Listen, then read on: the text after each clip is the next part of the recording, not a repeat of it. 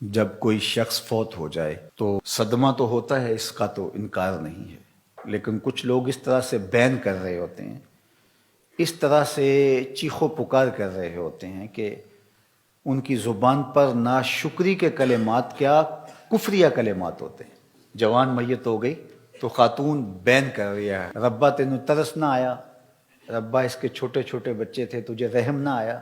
تو کیا خدا بے رحم ہے؟ آقا کریم علیہ السلام نے ارشاد فرمایا، ذرا سنیے، لیس منا من لطم الخدود وشق الجیوب ودعا بدعوی الجاہلیہ، یا لیس منا من ضرب الخدود وشق الجیوب ودعا بدعوی الجاہلیہ، مختلف کلمات سے یہ حدیث ہے۔ جس نے منہ پر تماچے مارے، گریبان پھاڑا اور جاہلوں جیسی باتیں کی، فرمایا ہمارے ساتھ اس کا کوئی تعلق نہیں ہے۔ صدمہ تو ہوتا ہے، لیکن صدمے میں یوں بے قابو ہو جانا کہ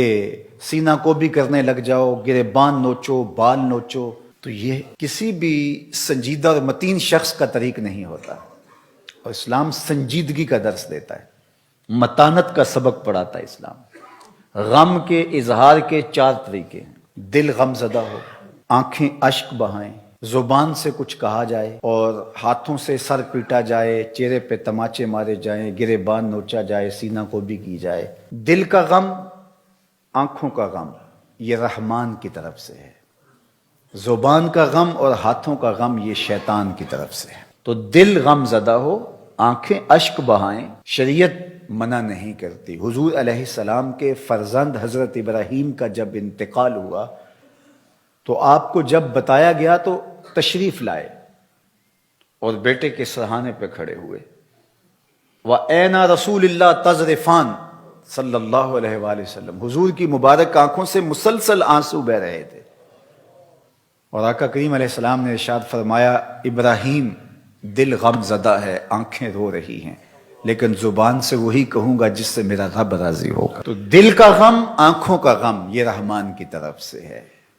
زبان سے واویلا، شور و غل، اور ہاتھوں سے کام لینا اور تماچے مارنا، گریبان نوچنا، بال نوچنا، یہ شیطان کی طرف سے۔ حضرت ابو موسیٰ رضی اللہ تعالی عنہ جب بیمار ہوئے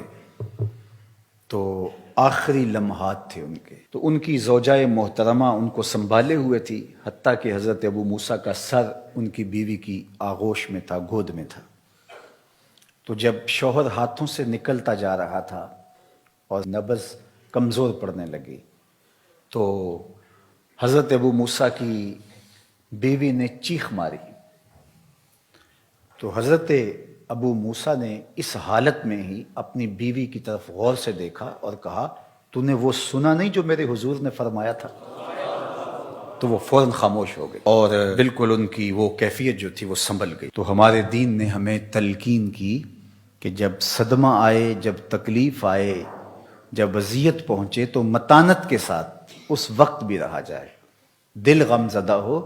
اس پہ اختیار نہیں ہے، آنکھیں اشک بہائیں، اس پہ اختیار نہیں ہے، لیکن زبان واویلا کرے اور کلمات کفریہ اور ناشکری کے کلمات زبان سے سرزد ہوں، اپنے بال نوچیں، سر کے بال کٹوا دیں، جس طرح کہ زمانہ جاہلیت میں کیا جاتا تھا، گریبان پھاڑ دیا جائے اور تماچے مارے جائیں، سینہ کوٹا جائے، تو یہ ہمارا دین ہمیں اس سے منع کرتا ہے، اس سے روکتا ہے، اور ایسا کرنے والوں کے لیے اتنی سخت وعید فرمائی کہ وہ ہمارے سے ہے ہی نہیں، اس کا ہمارے سے تعلق ہی نہیں۔ ظفر اسے آدمی نہ جانیے، چاہے جتنا بھی ہو صاحب فہم و ذکا، جسے عیش میں یاد خدا نہ رہی، جسے تیش میں خوف خدا نہ رہا۔ خوشی کا موقع ہو تو پھول نہ جائے کہ شریعت کا اس وقت بھی پاس نہ رہے، بیٹے کی شادی ہے، عقیقہ ہے، ولیمہ ہے، کوئی عہدہ منصب مل گیا ہے، الیکشن جیت گیا ہے، تو شریعت کا پاس ہی نہیں ہے، جو کچھ ہو رہا ہے، جی بیٹا خوشی کا موقع ہے، مسرتوں کا ہجوم ہے، جو مرضی کرے، اور دوسری جانب غم آئے تو زبان سے